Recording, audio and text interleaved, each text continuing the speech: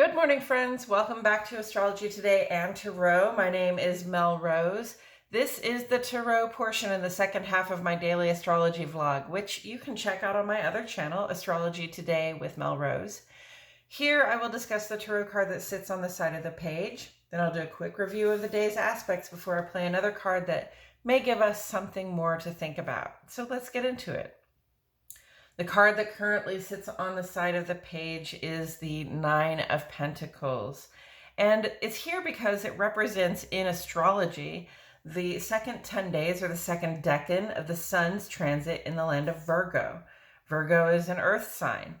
Pentacles or coins in tarot are earth element symbolism. And earth element symbolism has to do with the physical resources that we have and what we are willing to do with them, what kind of work, labor, what we are able and willing to give of ourselves to create something in our lives that is solid, that feels supportive, and that we can sort of look forward to and fall back on. So here we find ourselves at the Nine of Pentacles, having done a lot of actual sweat of the brow labor, having put a lot of our heart and our attention and our intention into the growth of something solid and abundant for ourselves. And, in this card, that is represented as a garden. And a garden just really represents any structure that you might seek to build for yourself that makes you feel as though you are supported, you're in a good place in your life. You don't have to worry about getting the things that you need, and you can actually kind of have some of the things that you desire, and you can enjoy that stuff in a really secure way, in a really secure environment. There's a personal sense of stability and security that comes along when we have material stability and security, and that's what this represents. So if that's you, if you've come to a place where you have worked hard and given things your attention and sort of followed the rules, and done what the wise thing tells you to do worked in accordance with tradition, with what's tried and true, and having done that labor, you've come to a point where you can sort of enjoy the fruits of your labor without having to compete with anybody about it. You can have some of the nice things that you want to have. Congratulations. We appreciate you for getting there and for being an example to us for what, sort of diligent effort brings into our lives. And with all of that said, I'm going to go ahead and shuffle some cards while I remind myself and the cards that the sun is in Virgo, and so is Venus. So sun in Virgo, that's our outer life, our work, social, civic life, who we are, how we express ourselves when we get out there among the people, so to speak. And then Venus, that's our love and our money. It's really, where we invest ourselves, where, so that we can find security. And that's in an emotional way and also in a physical resource way. And they're both in Virgo. So at this time, all the relating we do in the outer life and also in our romantic lives, and also when it comes to the money that we spend, the way we want to work and share resources, it's all got to sort of make sense to us. It's got to have a practical purpose, and probably, under Virgo, we like to solve problems, right? We like to rearrange things so that they make better sense and they work better for everybody involved. So, that's where we're at with the sun and Venus. Our relationships have to make sense to us. Our spending habits have to make sense to us. The work we're doing, the people we're spending our time with out in the public sphere, it has to be for a purpose. It has to feel like we're getting something done. And then on the moon side of the page today, moon is going to be full tomorrow. It is the waxing gibbous, the last day of waxing gibbous. And we would be considered to be in the full of the moon today, like the day before and the day after the full moon. This is the time when we are celebrating that level of culmination. So now is the time to be tying up all the actions you were taking to culminate goals in time for this full moon. And now the moon is in Pisces. This is a very relaxed, reflective, sort of kicking back and looking back sort of vibe. And it has been almost a year since we had the full moon in Aries. So Aries is the beginning of the cycle, Pisces is the end of the cycle, right? So we can look back also to where the full moon was last year, which was the full moon in Aries was last year, which was October 20th, right? So just just over a month, just around 11 months since we started this cycle. We can look back and really sort of appreciate, contemplate the growth that we have undergone, and the connectedness that we have gained over that time. And we want to do that in a way that feels really really good in our bodies and in our hearts and our minds. We want to reflect on how much closer we've come to sort of fulfilling our dreams, or what part of our life feels, like we're living our fantasy, even if it's real, because, Neptune is retrograde and we can tell the difference. At 8:39 this morning, Moon goes in opposition to Venus. And, Moon's aspects don't last very long, really just a couple of hours. But the Moon in opposition to Venus today, tells us, well, imagine, because you see them sitting right across the wheel from one another. Here's the Moon and here's Venus. So here we are right in the middle, sort of listening to their conversation coming from both sides. And the Moon asks Venus, okay, so how are we feeling? And the Venus says, well, I'd rather show you how I am feeling, but I can talk to you about it. So there's a willingness to share, as long as we can be okay with, demonstration as well. And that's a pretty happy vibe. Venus doesn't mind sharing about how we feel, especially if we think that it's going to be productive in some way at this time. And the Moon just really wants to, be connected and in touch with ourselves and our loved ones, the people and things that we like, love, and can't get enough of. So it's positive. Things can go well when we share how we're feeling. If our receptive, loving hearts, if the way we like to receive things right now, if the way we like to demonstrate our love is given any reason to show resistance, though we might have a little bit of conflict, just in our hearts, or in our relationship to the person that we like, love, and can't get enough of, right? And then on the later on in the afternoon, Moon goes square to Mars, and this is really an impatient and it's sort of vibe. Okay, it's like we know what we want, we know how we feel, and we know what we want. We can be really assertive about going after it, but because we seem restless or irritable, it may seem like we're putting our desires above our needs. It may seem like we're putting our desires above the needs of the people around us, and none of that is really gonna do. Okay, that's gonna really slow us down when we're feeling impatient. So let's just be careful, not to put our desire ahead of the things that matter a little bit more, if you stop to think about it, right? And then on the Sun side of the page, we do have a couple of current aspects to discuss. Venus is quincunx to Jupiter right now. That's this yellow line here between Venus and Jupiter. It's like an almost but not quite an opposition, right? So still not necessarily positive or negative vibe, right? But in this case, it's sort of a desire, we feel our desire for more shiny, opulent things. We want to pull in, the awesome, expansive things that we seek for our lives.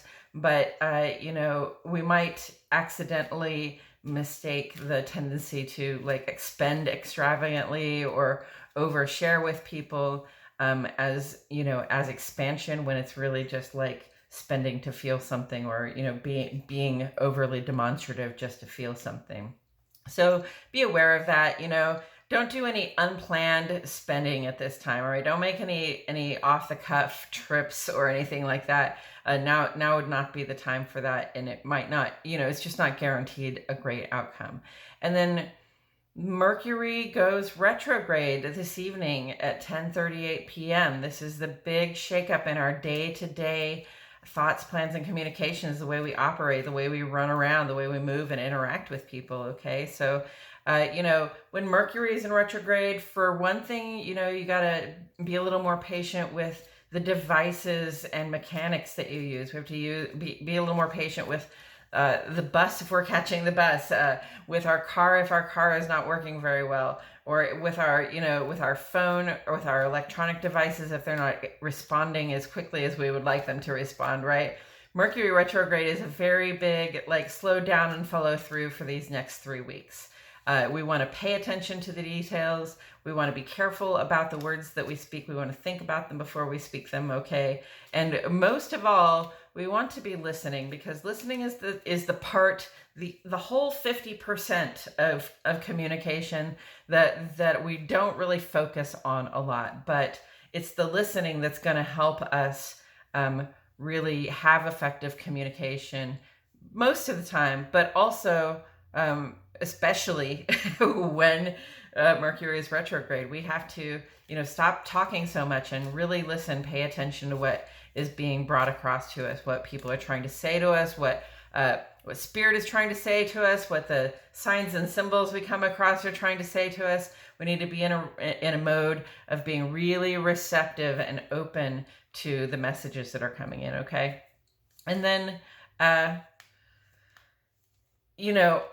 in terms of things that are ongoing, we have this nice kite shape on the page here today. It's this grand trine between Sun, Uranus, and Pluto, and then Neptune aspects all three of those and makes this shape a kite. So with that grand trine, what you have is like a triple blessing, right?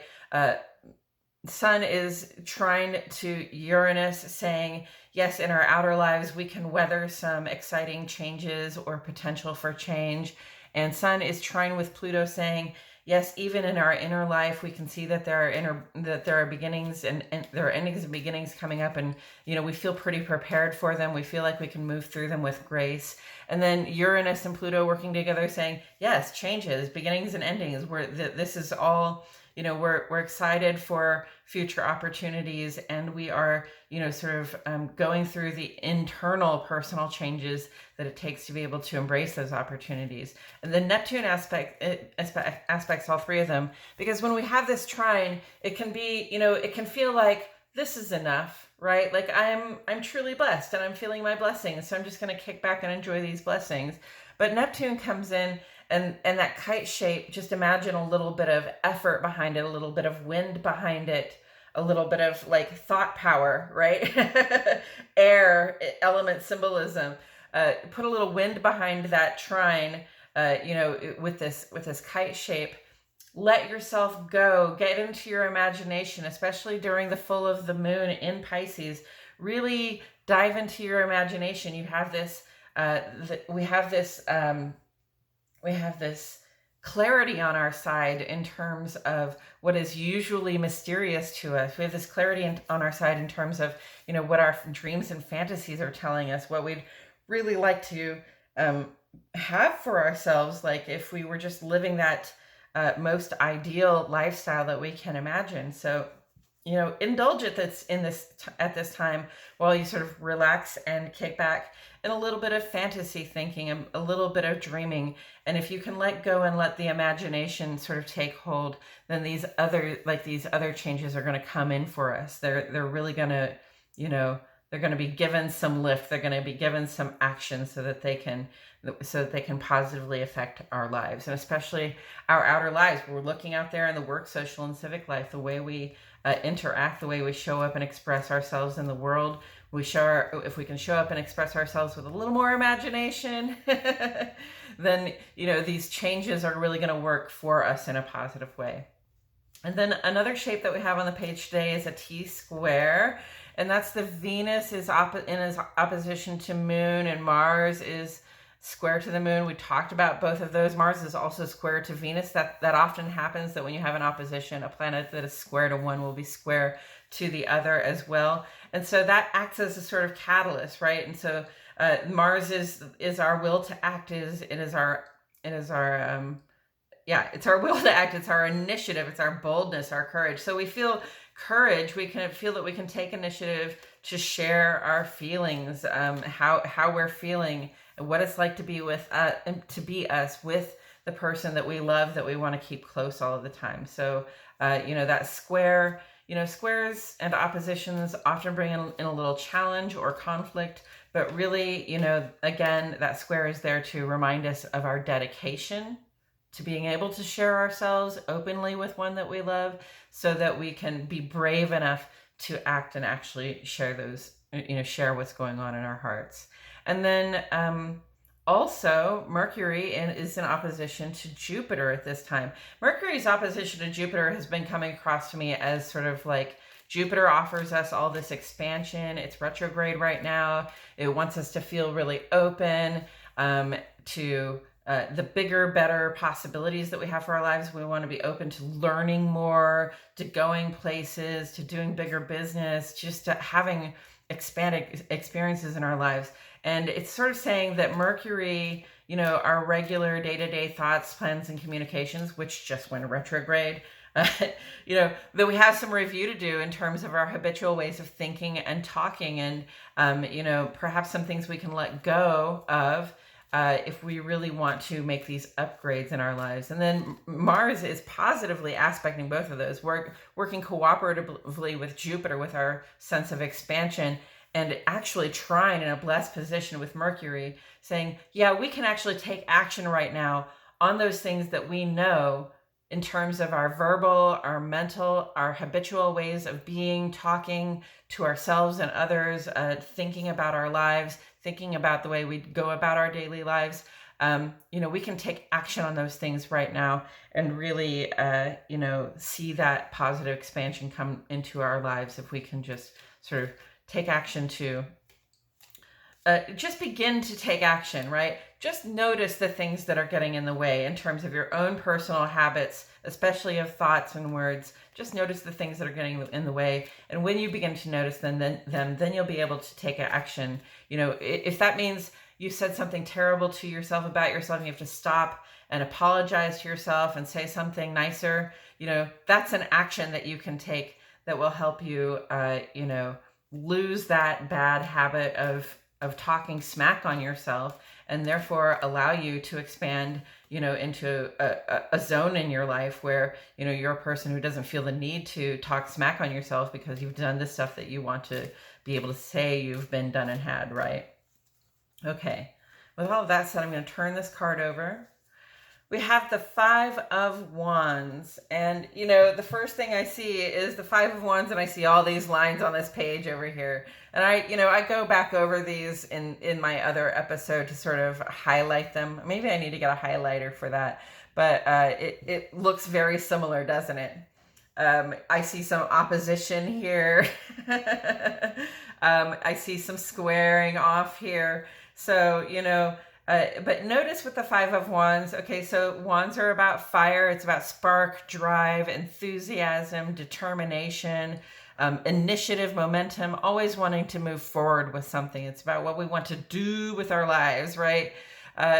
And five of Wands is a moment where people are sort of getting held up from their forward motion because they've gotten into a little bit of a fight or a fracas, a battle of wills, if you will.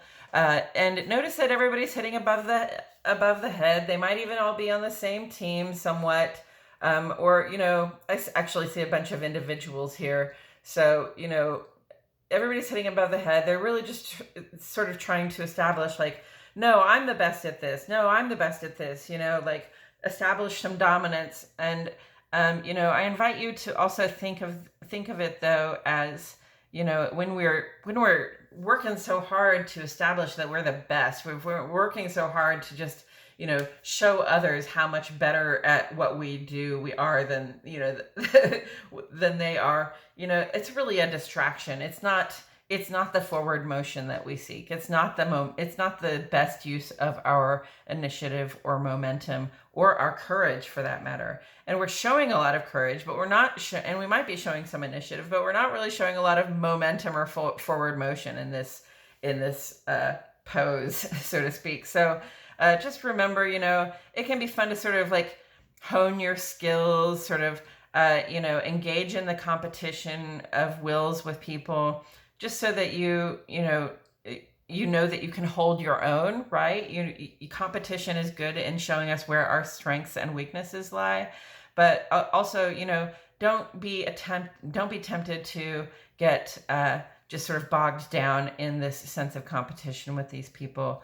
Really, our competition, especially as wands, as fire, in the part of our lives that is about fire and pursuit and sort of bold forward motion. I forgot what I was saying there. Oh, just that, crap. Oh, the competition is with ourselves, okay? Even if there's a board with everybody's name on it and, you want to be at the top of that board with the highest number, that competition is still with yourself. It's how hard can you work, how much initiative and momentum and drive and determination and joy and enthusiasm can you put into what you are doing to come out on top, right? So each of these people eventually wants to come out on top. And really, your competition is with yourself. You really just have to push yourself. And battling with these other people is just going to slow you down and perhaps like show you where your strengths and weaknesses are. But then, you've got to keep moving on. And, out here on the page, Mars is doing all kinds of things. Okay, Mars is the fire sign, the fire planet that rules the fire sign, the cardinal fire sign Aries.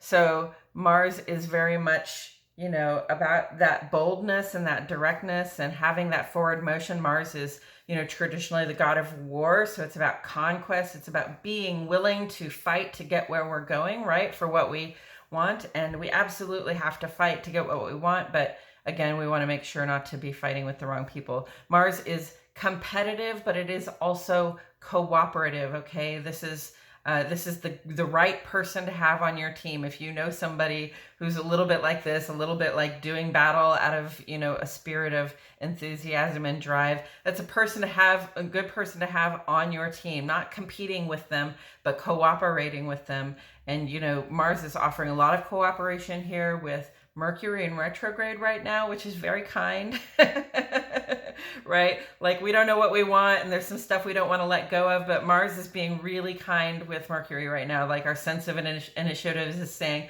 okay, we understand that and there's actions that we can take, right? Mars is being really cooperative with Jupiter right now, saying, there are things, bigger, better things for our lives that we would like to be, do, and have. And I'm here and I'm ready to get going. Mars is in Gemini and is going to be in Gemini for 7 months because it's about to go retrograde itself, right? So, Mars and Gemini, we're going to have to try some things a couple of times, we're going to have to deal with a little bit of frustration and getting backed up. We're going to have to really communicate well about the sort of conquests we're trying to make, the sort of, bigger goals expansion we're trying to make. And, we're also going to have to really work on our communication in terms of how we move forward, how we achieve the goals that we have set out to achieve. We're going to have to really learn how to talk about it. And taken together with the Nine of Pentacles, the Five of Wands, well, it's a very different vibe, isn't it? There's no secure wall around this. There's no prominent place to stand. There's no one person sort of enjoying the fruits of their labor. In fact, it just looks like not even labor. It just looks like a lot of fighting, which is a kind of labor, right? But if this is not how we win, then this is not the labor that's going to lead us to that sense of having worked hard and having fruits to enjoy from our labor, right? So this is not the kind of labor that brings about fruits, is what I'm saying. And I, again, just advise not to get distracted by sort of fighting or tussling with other people, or struggles to show dominance, struggles to show others that you're smarter than them, or that you're more driven than they are, you're more willing to work hard than they are, you're more willing to show up than they are. You know, stop worrying about the other person and just do the work that you need to do to get to that place of security. Okay, that's what I have to say about it today, friends. Thank you so much for hanging in there with me. My name is Melrose. I'll see you all back here tomorrow for more Astrology Today and Tarot.